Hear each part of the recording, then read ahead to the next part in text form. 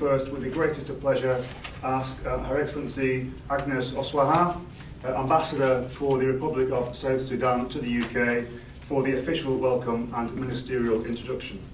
Thank you.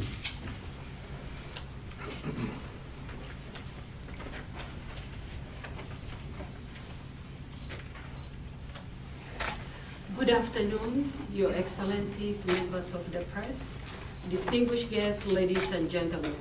On behalf of the Government of the Republic of South Sudan and the Embassy here in London, I am so delighted to introduce the Honorable Dr. Barnaba Marial Benjamin, Minister of Presidential Affairs, who has been delegated by His Excellency General Salva Kiir Mayardit to represent him at the coronation.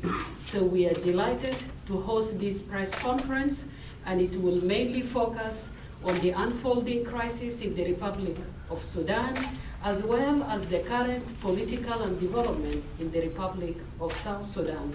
Without further ado, ladies and gentlemen, please join me in welcoming Honorable Dr. Barnaba Benjamin.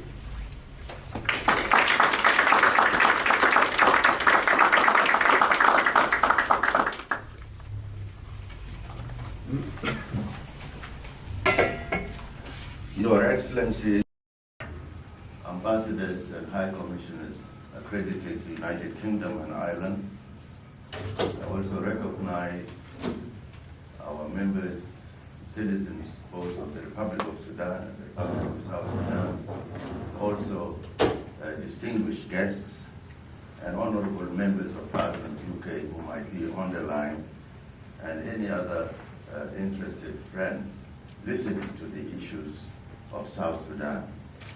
I am also very much delighted to see among us here two people very important in as far as the old Sudan is concerned. I'm happy to see one of our greatest teachers, Peter Everington, who was a teacher of English in the Sudan. Nice seeing you, it's been a long time. I'm happy you are here. We are also happy to see Mr. James Maynard Smith, also who has worked in the Sudan at the time, and in fact received a shield from one of our first politicians, Booth Dio, who was the Secretary General of the Liberal Party, the first party ever formed in 1947. Nice seeing you here. We are delighted that you haven't forgotten your second home, that is Sudan and South Sudan. It's a great opportunity to be here because I came, especially members of my delegation are with me, and we were delegated by His Excellency President Salva Kiir Mayardit, his government, including the legislature and the judicial structures in our country, as a result of an invitation from His Majesty King Charles III to attend his coronation. It shows the deep English tradition, the fact that United Kingdom was associated with the Sudan when it was still at the original stage. They had great attachment to that country. So on behalf of my president and the people of South Sudan, we are thankful for the invitation extended to our country, including the leadership and the people. As I had the opportunity to see His Majesty King Charles, 2 minutes with him, and I told him, here you are, 700 years later, you are Charles III. I understand, learning from the history, the European history, we learned that when Oliver Cromwell cut off, guillotined the head of Charles I, and when Charles II came and took over, Charles II, I was told, had a conversation, told the parliament that, look, we are going to forgive those who killed my father. As he told the Lord Chamberlain about that. And after going back to the Buckingham Palace, he went and said, no, Chamberlain, let us hunt them down one by one. Incidentally, even those who signed the death warrant of Charles I had to run away to Netherlands, I think, to Denmark. So to us, it's a great honor for the people of South Sudan to be a part of this coronation of King Charles III. Now, you know Sudan as it was before we became two countries. The Sudan since 1821, under the Turco-Egyptian administration for nearly 60 years, until General Charles Gordon and Sir Samuel Baker and others came in and continued. And then from 1898, it again changed the name and became the Anglo-Egyptian. So the Turco-Egyptian to Anglo-Egyptian until 1956, we became an independent state, and in 2011, we became two countries. For your information, we are still one people, Sudanese people, but in two countries. This is the definition we always give. So the issues of concern of either of these territories is also a concern of both countries. South Sudan, as you know, is a new country, the youngest country on the planet Earth, and that is 12 years old today. It's not yet even a teenager. I think when we become 13, then we are in our teens. So it's the youngest country in the world today. We are number 163 at the United Nations, number 54 at the African Union, number 7 at the IGAD, number 6 at East African Community. These are the organizations in which South Sudan today is a member. And it is important to note the participation of this young country in all these areas. And for your information, Peter, when Scotland was trying to become an independent state, and the people of Scotland decided to remain as one country with the United Kingdom, I jokingly told Minister of the Commonwealth in New York that I told him, you know why we in South Sudan are happy that Scotland has voted and is now one united country with Scotland, because we were going to lose our place as the youngest nation on earth. Because if Scotland became independent, we would no longer be the darling, the young country that is there. So we are happy to be here and to attend coronation. On the peace process, which is the revitalized peace agreement, the process, the government and the people are committed. We are implementing the agreement in the spirit and character, and in fact, we have fulfilled most of the items in the peace agreement. We had about 6, 7 chapters of the agreement. On the governance structure, we have developed a lot. We have formed the transitional government of national unity. We have got our legislation. We have got parliament. We have got council of state. Our judicial system is working. The government is working. So as far as the governance is concerned, I think we have proceeded. In security arrangement, we have gone a lot. Already we have formed the unified forces. As we speak today, we have graduated the first 53,000 troops for unified forces, both from the opposition group and the South Sudan Defense People's Forces. And as we speak, these forces are unified. They were enemies fighting before. And our brothers from the Sudan did assist us to realize the concept of a unified army. That's why President Salva today is talking to the two generals, General Burhan, who is the chairperson of the Sovereign Council, and Mehdi, who is also the deputy chairperson, that you were telling us, when we were fighting each other in South Sudan, they were telling us, you see, it is important for you people to have one army. And we listen to you, we have one army. Why are you fighting now? Because you have two armies. So if you are a teacher like Everington, you teach me good grammar, then I must also learn good grammar. So really, the issue of South Sudan and the present crisis in the Sudan is an issue that the Republic of South Sudan is very much concerned with. On the other chapters of the revitalized agreement, the constitutional making process is going on, the structures for the national elections, because we have a new process out of the revitalized peace agreement. We call it the roadmap.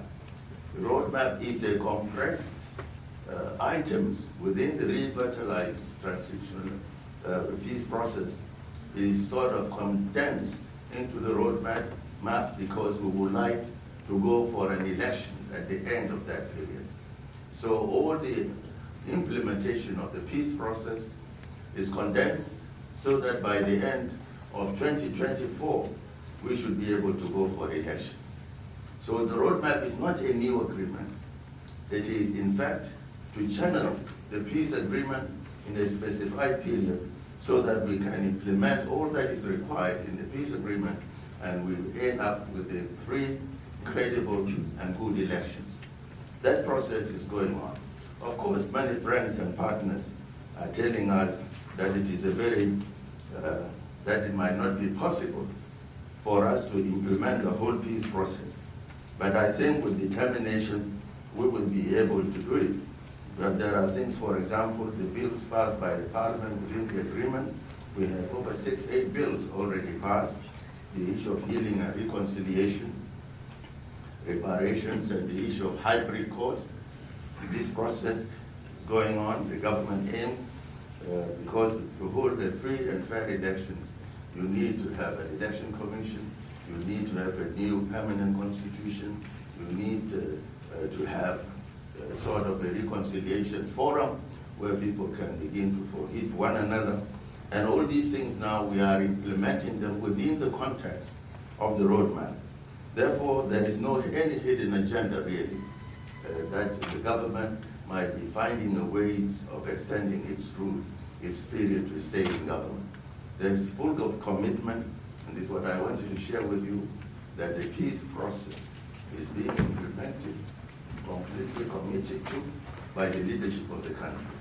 And we honestly believe that by the end of 2024, we should have new elections in the country where a new government can come in place.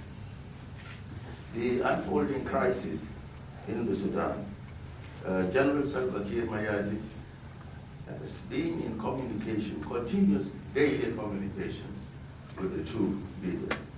I mean the President, the Chairperson of the Sovereign Council, General Burhan, and also with General Meti, urging them that the people of the Sudan are suffering because if you fight inside the city, you're actually hurting the ordinary citizens. And this is a great concern. We are happy because the two generals have been responding to the call. That is General Abdel Fattah al-Burhan, who is the chairperson of the Sovereign Council. In fact, yesterday on Monday, he sent his delegation again to Juba and to express that they will be for the peace process, for the mediation of President Salva Kiir Mayardit, because the people of South Sudan and the people of Sudan are one people, and that the people of South Sudan have one heart, and that the confidence of the government and the people in the Sudan is for the people of South Sudan. So that initiative is continuing. The initiative of complete cessation of hostilities and a ceasefire so that you create humanitarian corridors in order for people to have access to food, water, and also to allow some hospitals to open up so that the personnel, the doctors and the nurses can go to the hospitals so as to treat the wounded. So this initiative is coming through the IGAD process. The IGAD countries, they had a head of state meeting on the 16th of this month, and they were saying that there should be a team, an IGAD team, that should actually go to Khartoum so that they can continue to have discussion with the two generals so that the process of complete cessation of hostilities can be achieved. This team is headed by President Salva Kiir Mayardit, deputized by President Ruto of Kenya, and President Umar Wale of Djibouti. So the initiative is alive. Of course, you would say, what about the initiative now, which is going on in Saudi Arabia?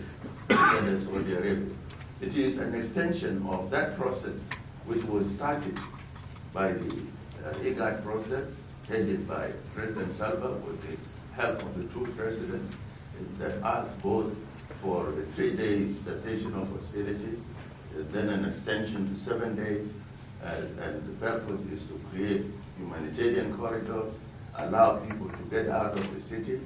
It is that process that is continuing. So in as far as IGAD is concerned, I'm sure they are happy because it is the representatives who are now meeting in Jeddah. A proposal which was given by President Salva that if you can't meet two of you face to face, please send your representatives to any other country. If they can't come to Juba, they can go to any other country for them to continue with the process. Now, the cessation of hostilities, the purpose for it that I shared with you, creation of safe corridors, calling for a dialogue, a face-to-face dialogue in order to create an environment to do that. And in that dialogue process, it doesn't have to be from the two leaders immediately. It should begin by having the elected official representatives to continue talking those issues so that the citizens of the Sudan can have peace. Now, the first extension was for 72 hours. Now it has gone for 7 days. Of course, it doesn't become a complete cessation of hostilities, but you get part of the city become quiet, and the other parts which are quiet, people can move freely, but there is still fighting going on in other areas. So we are urging our partners, the international partners, that they should assist this process that can bring peace to the people of the Sudan, as much as well as also assist in the peace process, the implementation of the peace process, which is also going on in South Sudan. As we said before, at the beginning of this talk, I had indicated that we had graduated our unified forces, 53,000. But hanging on the government is the sanctions, the arms embargo. This thing actually hamper the process of implementations of the peace process. That's why in our conversation with the Right Honorable Andrew Mitchell, MP, and the Minister and Foreign and Commonwealth Development Minister, we urge that there is a need to lift sanctions on South Sudan so that the unified forces, which we had to graduate incidentally, by graduating them with the sticks, because the arms embargo could not allow the government to buy even boots for the soldiers, could not buy even caps and uniform. And we thought that this is hammering the peace process itself. And then this has been a problem, and that's why the further graduation has been delayed. On the number of refugees which are living, there are so many corridors, as we can see in the Sudan. The corridor through the North Dugla area going to Egypt, the one going to Port Sudan, the one going to Chad. But with us in South Sudan, we have the longest border between Sudan and South Sudan is about 2,000 kilometers. This 2,000 kilometer border, we have 12 points, like Reng, like Jordan South, like Maban. We open up these 12 points so that our own citizens who are actually in the Sudan, who are coming back, including Sudanese who are also escaping from fighting, we have allowed them now to come through these 12 points. We are having at least 6,000 people every day crossing. And it's good that our government, the president, says these people can come in. There's no need for documents. They don't have to show documents, including the other foreigners, the Kenyans who are coming through, the Somalis who were in the Sudan, getting through these points. So the government is allowing them to come in now as we speak today, and that is 6,000 a day. And if you multiply how many days we need, over 2 weeks now. So thousands of people have come in. We thank the British government for their donation of £5 million which is to go towards assisting these refugees, those coming into the south and those going to Chad. The government of South Sudan has put up 1 billion South Sudanese pounds in order to assist this process. So I take this opportunity also to ask some of our international partners to assist this humanitarian disaster which is going on. And that is really very important. But what is important is that for the first time, we allow people to get into a country without documents. I think it doesn't happen anywhere, especially in the countries we know. If you don't have documents, you can't go anywhere. But as human family and as humanitarian issues are concerned, I think it is a gesture.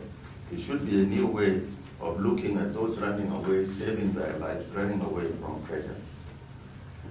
I also seize this opportunity to thank the other governments that have assisted the initiative led by President Salva on trying to bring peace to the part of our country, our brothers in Sudan. And that is, we thank the Egyptian president who actually expressed his support. That is, on Saturday, his foreign minister came to Juba, expressing how they can also Egypt assist and coordinate in trying to bring the peace process in the Sudan. Now, our concern, the stability of the Sudan is very important for the stability of the South. We have got the pipeline, which is actually for the transport of our own oil through to Port Sudan. And the greater part of the pipeline passes through the Sudan. Now, if this is stopped, this forms 80% of cash economy for the Republic of South Sudan. So if this was to stop, it means that what is happening in Khartoum will equally impact very badly on this, in South Sudan, simply because the economy will actually face a major issue of collapse, because without our oil money, which we transport through the Sudan. So the issue of peace is not only that it's important for the people of Sudan, it is also important for the people of South Sudan. It gives the stability. So the stability in any of these two parts of the country is an essential part of maintaining order. Now, as I said much earlier, the issue of elections in 2024, there are important bills that the parliament must pass so that they can be enacted into law. And these are, for example, at the present moment, we have the Convention on the Rights of Persons with Disabilities, and optional protocol has been passed, the International Covenant on Civil and Political Rights, the Protocol on the African Charter of Human and People's Rights, on the rights of women in Africa, Maputo Protocol, on the International Covenant of Economic, Social, and Cultural Rights, on the issue connected with the Elections Commission, the National Constitution Review Commission. All these bills, the Parliament has passed them. They've been ratified by the President into law, and these are important to create a free and fair election to happen in 2024. So we urge support, international support, United Nations support. As you know, we have armed in order to promote these processes so that we can have final peace in South Sudan, which also is important for peace and stability in the Sudan. These are the few things. I will leave the rest for you to ask your questions, because if we talk about issues of Sudan, you know, we can go on and on until thy kingdom comes. So maybe I will leave the rest, and we'll have questions that will answer some of your concerns in as far as the issue of the implementation of the peace process in South Sudan, the possibility of elections in 2024, the creation of communal fights in the South, how they end, the issue of the Sudan at the present moment, the present fight going on, its impact and the need for its stability, and the role of the peace process at the level of the AU, at the level of IGAD, at the level of other individual countries like the United States, Britain, and and Saudi Arabia, United Arab Emirates, all this jump together. Maybe we will get them clear out if there are any questions. Otherwise, thank you very much.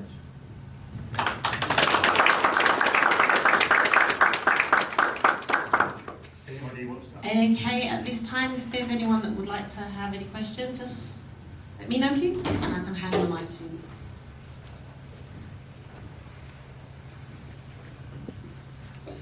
Hello, good afternoon, sir.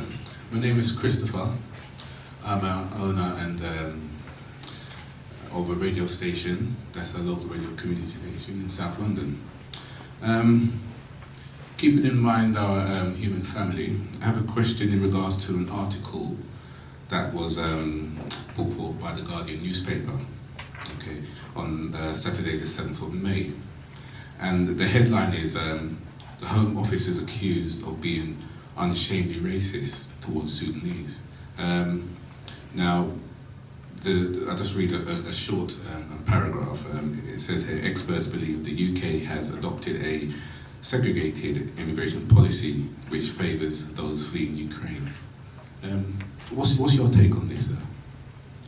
Well, you know, if you talk about countries like Britain, you are talking of thousands of years of having governmental structures which stick to the rule of law and order. And there are laws which are made which require, for example, if you are to move from, I gave the example, you move from one country to another, they would require you to have a document, to have a passport. And if these things are not with you, then the officials on the ground will have no authority to decide on anything unless they are told on the job. So in that case, in the issue of Sudan, as far as we know, there were, of course, a case of a Sudanese lady who had children, British-born, but the mother was Sudanese. And when she went to Port Sudan, they could not allow her. They said, we either take the children, or the mother said, I know I cannot let my children go, I'll have to go. They say, no, you cannot go. I think that is the type of laws which are very strict. But if you want to be reasonable, this is the mother of these children. They are British citizens. Why you can't let them go on? You know, it is an issue. So all those things will come up. That definitely, if that was Ukraine, it would be different. People will begin to think within the context of race and ethnicity and what you have. But I think the criticism, and that's why you as the press is there, is you point out those so that you hold the mirror in the face of the politicians. This is not correct. And maybe they will listen to you and correct the process. Well, we know what is happening in Ukraine. There are also other political calculations behind it, like those countries helping them. They have a NATO and the rest of it. And they want to have a shield there against Russia. So they would make laws, they would see their laws, they would be less, not very rigid like they would do in the case of Sudan. So I see your point, and I think it is good we pointed out, and I'm sure good citizens like Barnaba here, like Peter Everington, can tell the MP that is wrong. You better do something better than that. Okay, anybody else have a question, please? Okay, I'm going to ask a question. Could you be a little bit more specific, please, Minister, on what support you would like to see coming from the UN and from neighbouring countries? Yes. First of all, what we would like to see from the UN first is an appeal, an international appeal for an emergency humanitarian assistance to those in the Sudan and those who are crossing the borders to the various countries they are going to. For example, those going to Chad, those going to South Sudan, those going to Egypt, those going to Saudi Arabia. So there is a need for a general appeal, a huge emergency appeal, so that these people, because they are ordinary women and children and elderly people, you see, they need assistance.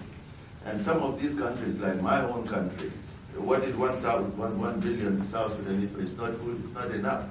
to provide food and shelter and medicine for all this. So the UN needs to come in, and also the UN has the responsibility, is the world government for everybody, those suffering and those comfortable. So I think that is what UN must do. Two, there are individual well-developed countries like United Kingdom, like America, European countries who have the resources. And affect South Sudan and vice versa. But I think for any mediation to succeed, first it must or it should have the right context of what's going on the ground here. We know that the Rapid Support Forces was part of the army, Sudanese Armed Forces, and they started this attack against the Sudanese Armed Forces.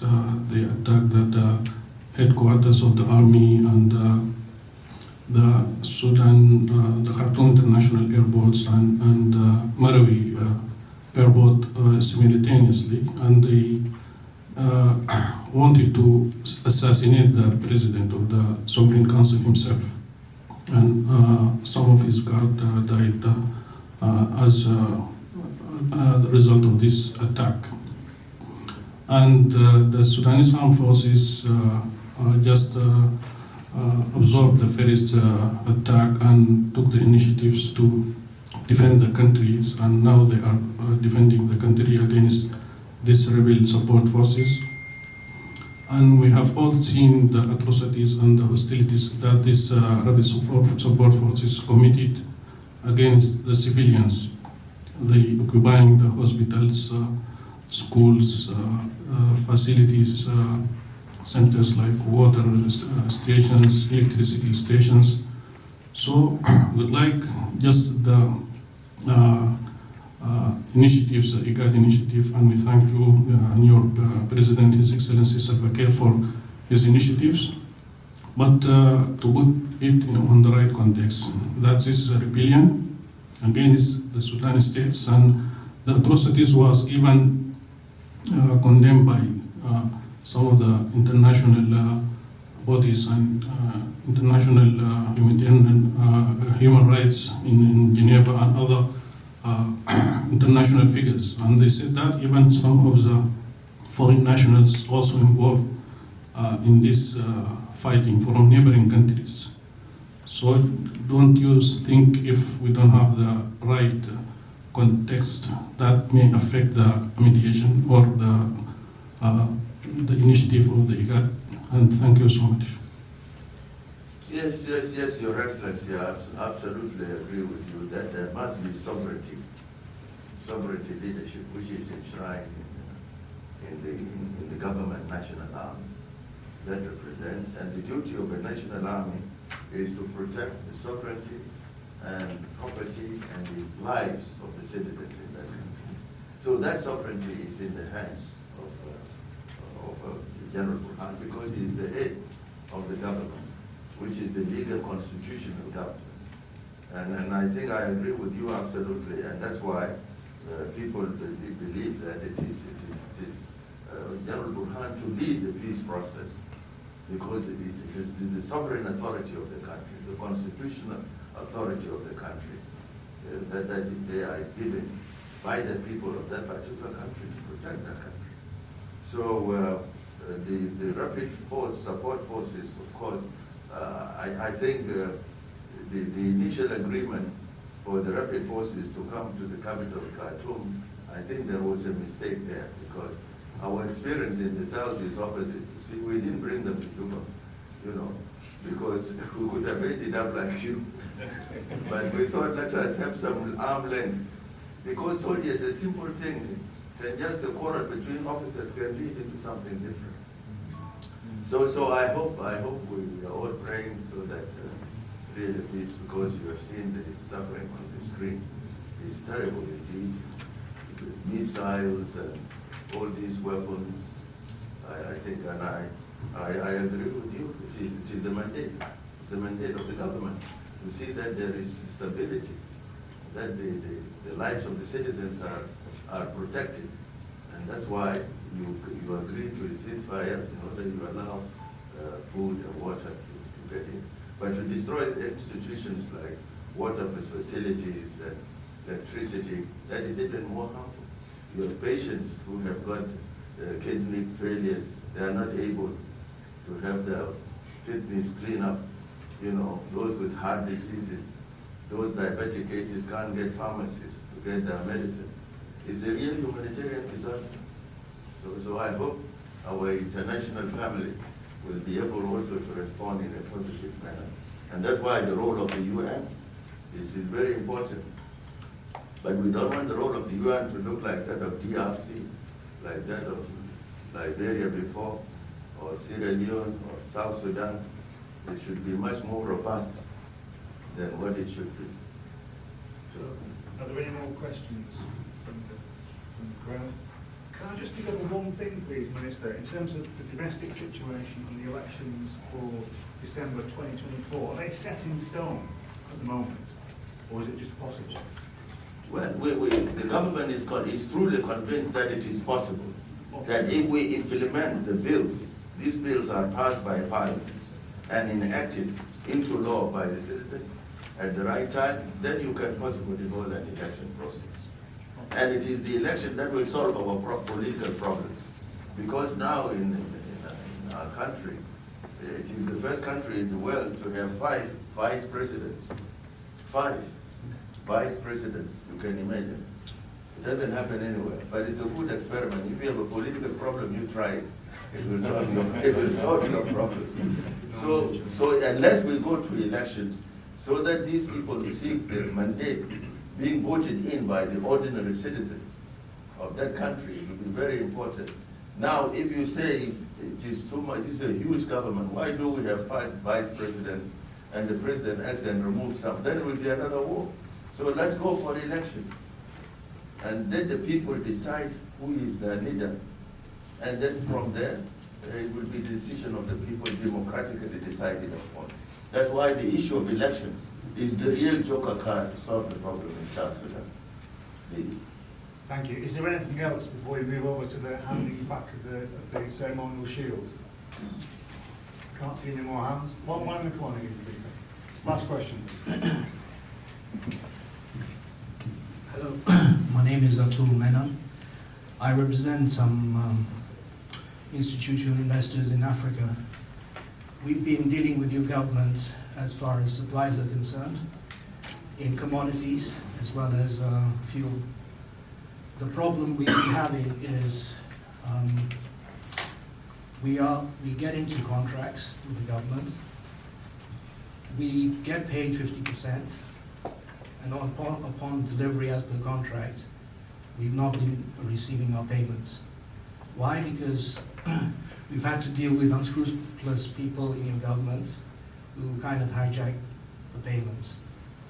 The other problem we've been having is the foreign exchange, because sometimes the contracts are in Sudanese pounds. What are you doing about your foreign exchange when you need to convert these into dollars as well? So mainly it's the brokers over there which represent your government have been taking a lot of money from us.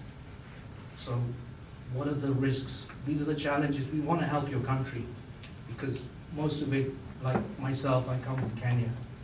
We want to help you, but you're not helping us, if you know what I mean. How are you going to regulate this so that we can feel safe in supplying you the commodities you require for your people? Thank you. You know, Kenya is one of our biggest trading partners. Yes. You see, Kenya, Uganda, you know, these are the 2 biggest. South Sudan is one of the biggest trading partners. And this now, you know, what the AU is doing now, and especially the East African continent.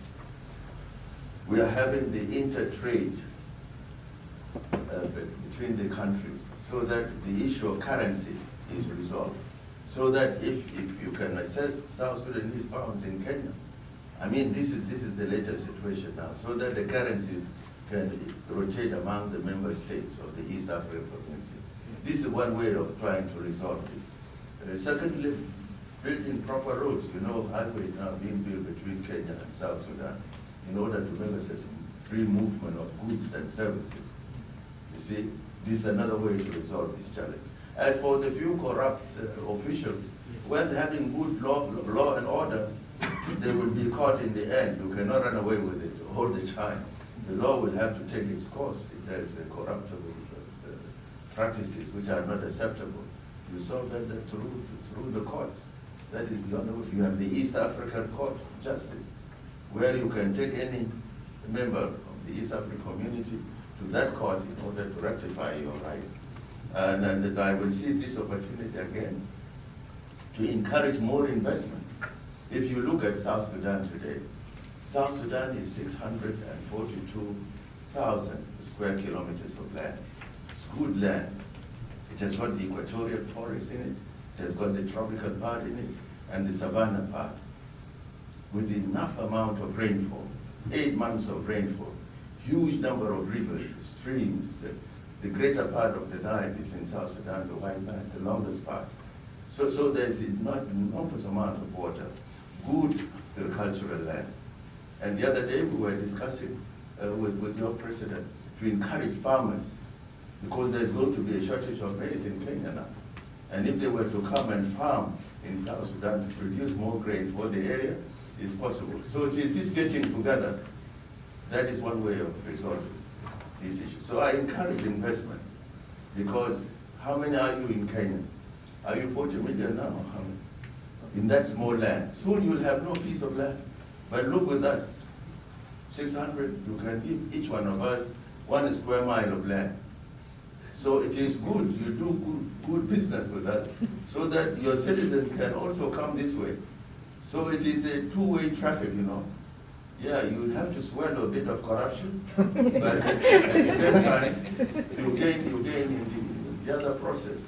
So I understand your point very clearly. But we, for example, in minerals, we have 22 different types of minerals. Gold, uranium, copper, diamond, which are not yet, no investment has come in addition to agricultural land. We have the highest number of livestock.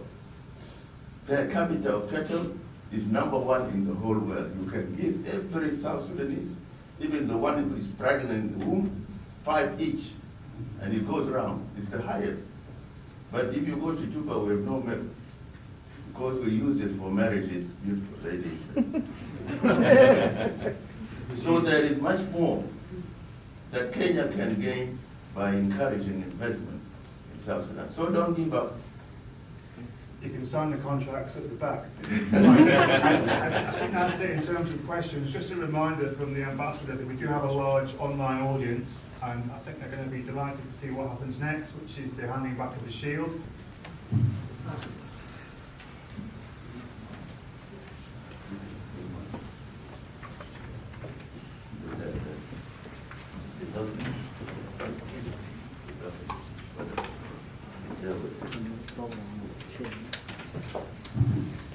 And we're going to find out a little bit of the history behind it, because it's not going to be just a shield being handed over. No, you're going to actually find out the history behind this little ceremony here.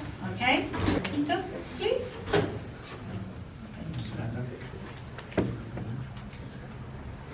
Right, we have Mr. Peter, yes. We have Mr. Peter here. He's going to speak first.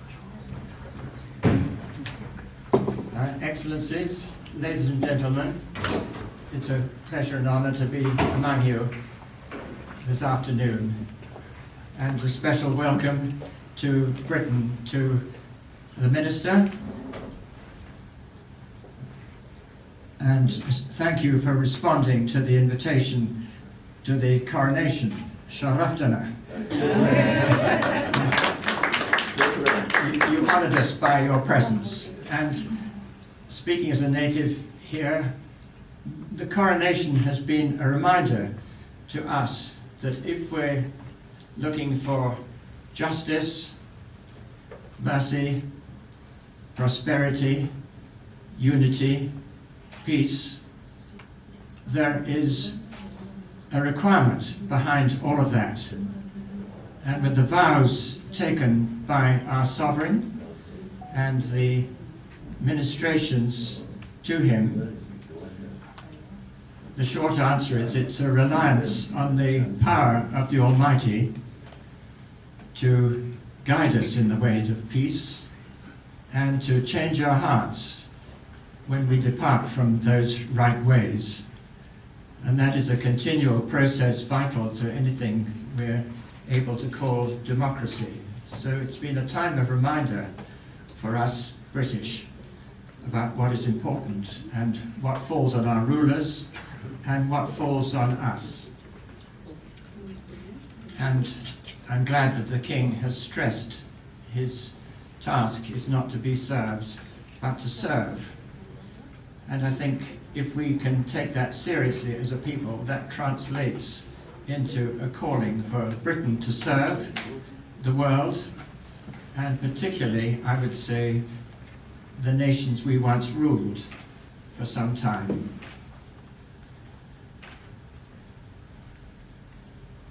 I have been described as a teacher, and I did contribute in that way in the Sudan for 8 years with the Sudan Ministry of Education. But I can say that those 8 years were an education for me, which has continued in the 25 return visits I have made. I learned to understand something of the African mind and process, the Arab mind, and the Muslim mind. And I was privileged to meet some very remarkable people from all sides of the peoples of the one Sudan, as it was during those years, 58 to 66. And undoubtedly one of the most remarkable people I've ever met in my life was Booth Dew, a man who never went to school or any kind of higher education for a day in his life, started as a servant in the household of the British District Commissioner in Fanjak, and rose by his ability, self-taught, to become a cabinet minister in the government of Sudan, holding 4 separate posts at different times, and an African statesman who had the stature and the wisdom to contribute substantially to the peace which came in 1972 at the end of Sudan's first civil war. A truly remarkable man, and in my 6 years in Khartoum of my teaching, during those years, I was never less than 2 times a week in his home and came to know his family and his thoughts and learned a lot from him.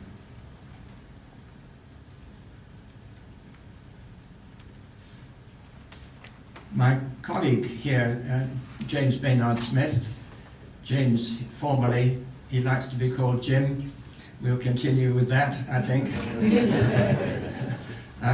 He came first to Sudan in 1947. These were the years when we Brits, young men on leaving school, had to go in the army for 2 years. So he became a second lieutenant in the Green Howards Regiment and was posted to Khartoum and was in the South Barracks, which later became Khartoum's Boys Secondary School, where I taught for 3 years later. And while he was there, he was chosen to be ADC to the British Governor-General, Sir Robert Howe. And that was an enormous experience for him, of course, and during that time he travelled with the Governor-General to Bentiu, Fanjak, other parts of the Sudan. But during those years, I mean, he was a man of Christian faith already. During those years, he began to feel that there was something lacking in his life, and he started to learn it in Sudan. And when he returned and came into Oxford University and met African students, including Sudanese from the Mahdi family and others, he, with the help of others, he took an honest look at his life, at where he needed to become a real man of faith who listened to God as well as talking to God with requests, and was ready to change and amend his life according to the standards of honesty, purity, unselfishness and love. And he had things to put right, apologies to make, and a new resolve that he was meant to be a servant and part of a servant nation. And that has been the dedication of his life in the voluntary sector and in different African countries, Eritrea, Ethiopia, with Somalia, Kenya, and others. And he was my mentor from the British end as I started my teaching Sudan in 1958. And he said it was a very good thing for me to come back by invitation to Sudan rather than occupation.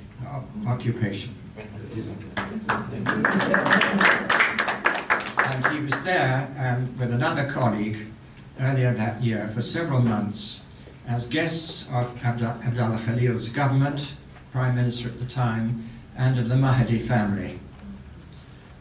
And he was asked to show the films which had been made, which are educative for anybody who wants to be a peacemaker, the films of moral and spiritual rearmament, MRA it was for short. And one of the people who Jim met in those early weeks of his time was Booth Dew, this combative character dominating the southern group in the parliament, fiery character with some sort of scandals surrounding some of them, and living up to the reputation which the Arabs had of Nuer Jambak, Nar Jambak. If you have a Nuer next to you, you have a fire next to you. So this was the temper of his conversation in Parliament at that time.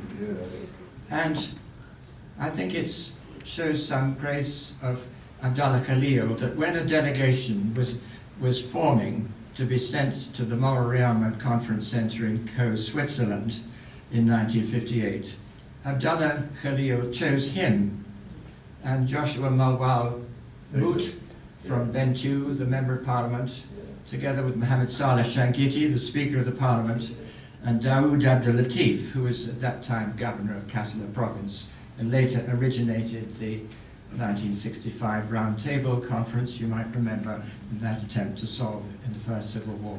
So Booth Dew arrived with this delegation and found there Africans, the writers of this Moral Rearmament film Freedom, which made Africa famous in its way. And he had much to give, much to say, but also he felt much to learn from his fellow Africans and others. And in a moment of honest reflection, he realized that he had been a domineering personality among the other MPs, a domineering attitude towards other tribes, and that also that he nursed a hatred of the Arab Northern Sudanese with some understandable historical reasons for this. But this needed to change if Africa was to emerge united, strong, and free of hate, greed, and exploitation and fear. And so I was there on my way to Sudan. I'd come there for some training and preparation. And I just remember him standing up in front of 500 to 600 people and apologizing for that hatred and declaring that he was going to give his life to be a peacemaker. Can we give him a round of applause? If we could just round up just one more minute, please, and just say thank you so much. There we are. The teachers and lecturers need stopping. You can stop them, it's difficult to stop them. If you don't, thank you. And in the subsequent years, in his home, he would show these films, and he was in league with Northern Sudanese who realized this humanity and came to their own humility about where they and their people had been domineering. And he came back as a peacemaker. And those were tough times. Military government took over. He was out of office. There was little money. But a happiness had come into his family. And it was a happy home with the new man that he was. And a core of peacemakers came who assisted in that process of the wonderful peace which Joseph Lagu signed with Mary, yes, Mary's deputy in Addis Ababa in 1972. So this has been Jim's life, and Jim, I probably said too much. And thank you for greeting him, and if anybody wonders, it's going to be his 94th birthday on Saturday. So we're going to say happy birthday to him. This is a special time where Mr. James, better known as Jim, would like to be known. He's going to... These spears, and presented this to Jim and his comrades as a symbol and an indicator of his life work, new life work as a peacemaker. And these have been in the custody of Jim Baynard Smith in recent years. Thank you very much, Mr. Leeds, for that. And we have the This is a shield. gift back to the people of the South Sudan, especially the river people, the fishing people, from my people, again back into the hands of the South Sudan through Dr. Barnaba, representing the President here. And this is the gift that I received from Booth Dew, who was Minister of Works at that time in the government.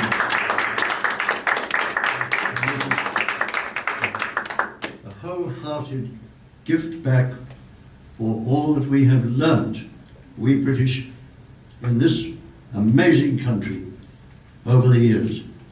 Thank you. Thank you. Goes to the government of the South Sudan, you represent. This is how we hold it when you're fighting.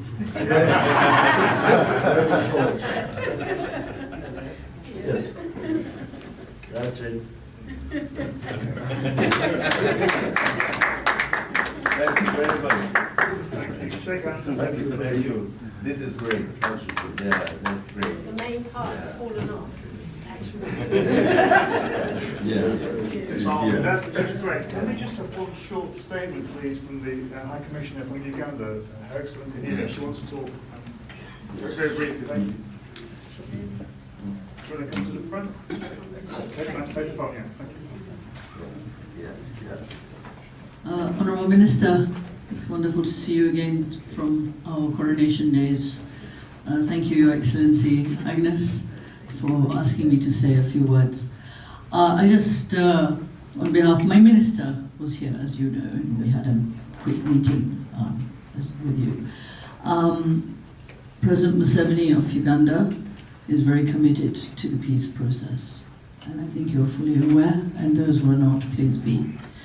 I think for those who worry about investment in our region, they should not. Our region is full of opportunity, even with the problems that go on. I think even in Ukraine, people are still making money despite issues that are going on. So let's not get diverted and continue doing the development of our nation, our continent, and the countries. And I think, Minister, maybe we should have a lot more positive publicity of what's going on the peace process. We see your High Commissioner, your Ambassador on TV promoting the peace process, and I think it will be very important that we share the continent's opportunities and request that our host government also help support that process for which they are working behind the scenes. So thank you so much. It's wonderful to hear this. Congratulations. It's so lovely to see history. I don't think I was born, but that's okay. For being here and especially our audience online, the think tanks, and Your Excellencies accredited to the Court of St. James's. Thank you so much for responding despite your busy schedules, despite the high-level delegation you're hosting in town.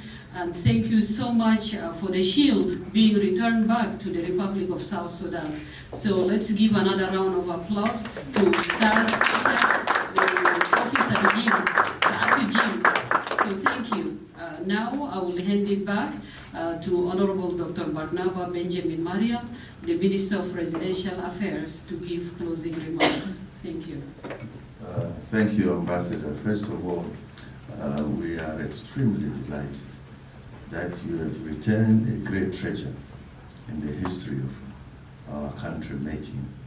And we will definitely give this, give it to the President and to the other cabinet colleagues to say that you have given this back as a token of peace. From our hearts. And from your heart. So, thank you.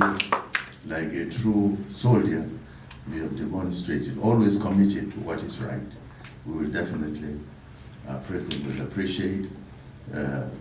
We wish we had much earlier.